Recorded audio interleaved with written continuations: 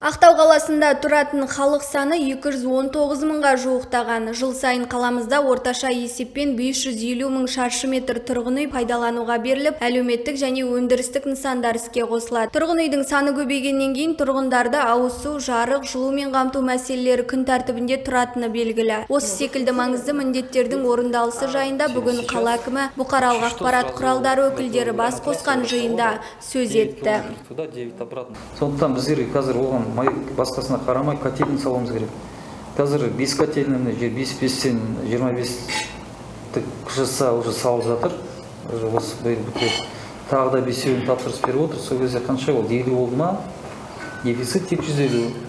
Биыл шаһар аумағында әртүрлі 5 мың тал терек егілген. Жалпы қала бойынша 62 мыңдай ағаш бар. Көгалдандыру саласындағы өзекті мәселе суару жүйесі болып отыр. Жоспарға сәйкес осы жылы 50 шақырым жерге құбыр жүргізілу қажет. Бұл өз кезегінде жасыл желекті суару ісін жеңілдетіп, тиімсіз болып отырған көлікпен суару мәселесін түпкілікті жояды.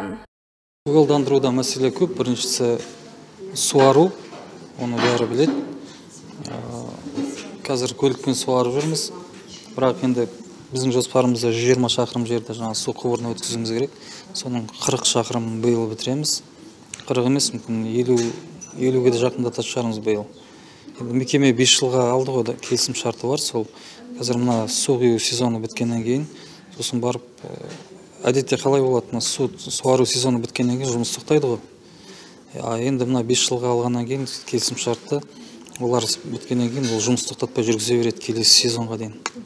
Ақпарат саласының мамандары арнайы шақырылған жиында шаһар басшысы журналистердің мектеп, балабақша салу, автомобиль жолдарын жаңарту, күтіп ұстау, қоқыстан тазарту, электр энергиясымен қамту бойынша көкейде жүрген сауалдарына жауап берді. Бірқатар бас ашық мәселелердің жайын айтып, кедергілер мен шешімі қарастырылып жатқан маңызды міндеттерді атап өтті. Қаламқас Аманқосова, Мұқағали Нұрдәулет, Сұңғат Көнебай, Ақтау Ньюс.